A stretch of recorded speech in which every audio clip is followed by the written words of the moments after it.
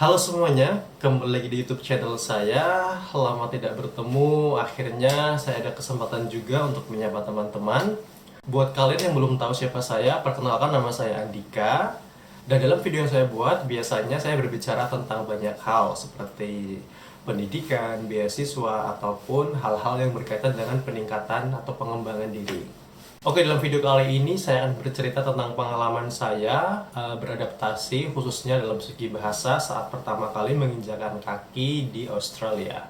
Ya, jadi seperti yang kalian tahu, syarat untuk masuk di perguruan tinggi di Australia hanya membutuhkan IELTS standar minimal 6,5 atau 7 sesuai dengan jurusan masing-masing. Nah, kebetulan di jurusan saya waktu itu adalah 6,5. Nah, kalau menurut saya pribadi, IELTS itu tidak mencerminkan kemampuan berbahasa kita dalam kehidupan nyata, khususnya di Australia. Karena biasanya mereka punya slang sendiri, mereka punya aksen sendiri, dan itu relatif sulit kalau menurut saya. Someone ran into the shop and I said, "Oh, what?"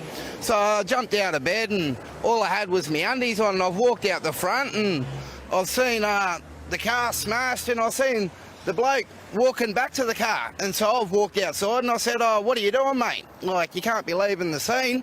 Nah, ternyata tidak hanya saya, jadi banyak juga teman-teman saya ketika saya bertanya kepada mereka apakah mereka mengerti apa yang orang Australia katakan, ternyata bahkan 50% pun mereka tidak sampai untuk memahami apa yang orang Australia asli katakan.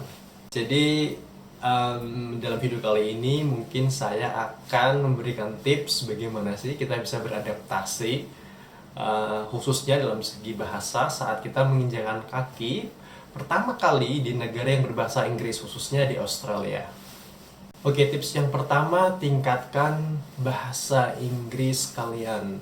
Nah, meskipun kalian sudah di Australia, kalian sudah diterima di universitas, itu bukan berarti kalian harus berhenti untuk belajar bahasa Inggris. Jadi, berdasarkan pengalaman saya, ketika kita paham 100% di video ataupun native speakers yang mengajar IELTS di kelas speaking contohnya, jangan bangga kalau teman-teman memahami 100% apa yang guru kalian sampaikan di kelas, meskipun mereka native speakers ataupun video yang kalian tonton, karena desain atau setting mereka itu ya memang ditujukan untuk pembelajar. Nah, salah satu cara yang saya lakukan di bulan-bulan pertama adalah menghabiskan waktu luang saya untuk menonton video dengan tingkat kesulitan yang lebih tinggi.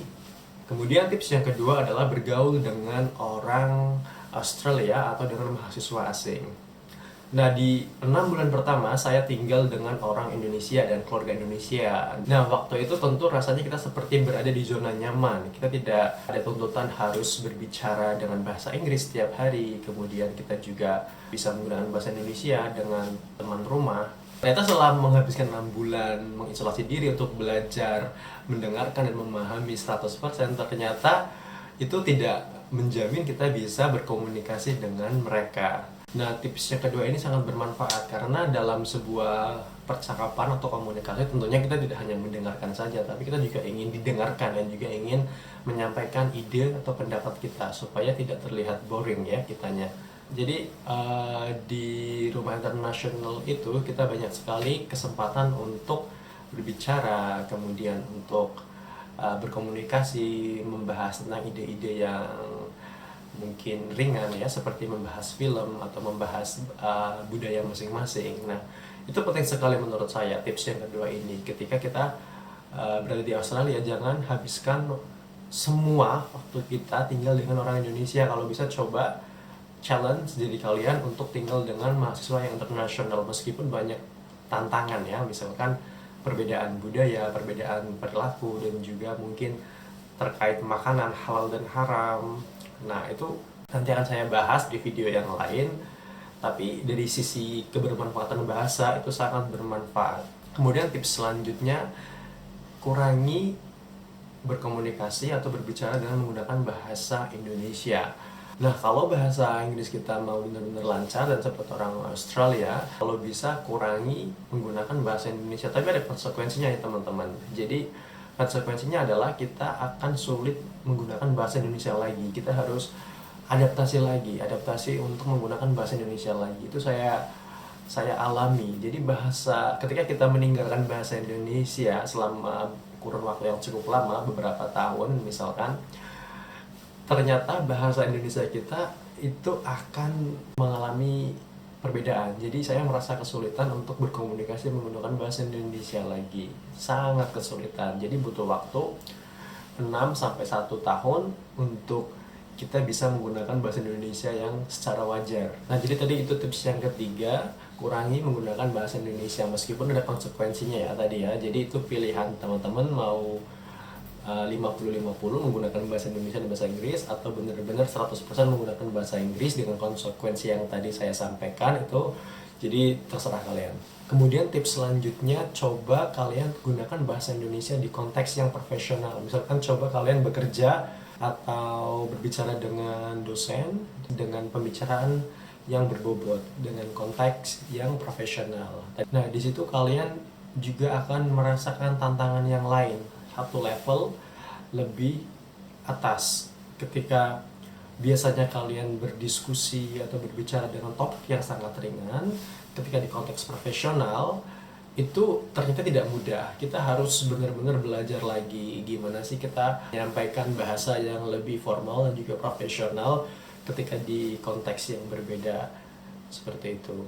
Kemudian tips yang selanjutnya, coba kalian ikut komunitas, dan kalau bisa komunitas itu memaksa kalian untuk berpendapat ataupun berargumen. Nah, jadi waktu itu saya ikut sebuah komunitas, dan di situ ada sebuah momen di mana kita harus berargumen tentang pendapat kita.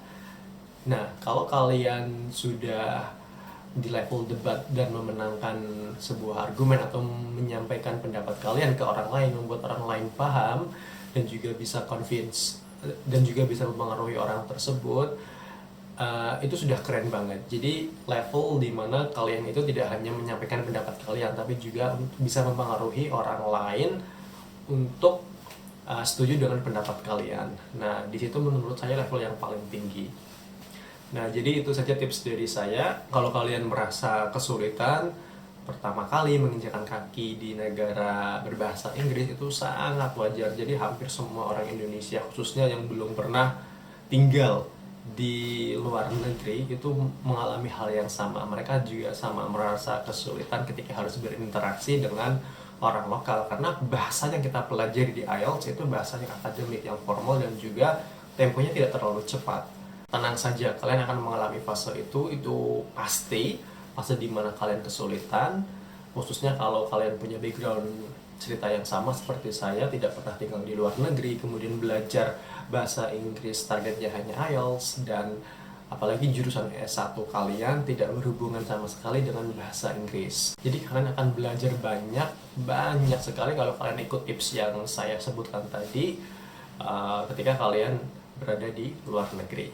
Oke teman-teman, itu saja, semoga bermanfaat video dari saya.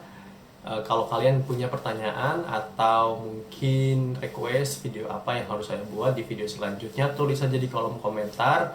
Dan jangan lupa subscribe, like, dan juga komen. Sampai jumpa di video selanjutnya. Never stop learning. Bye-bye.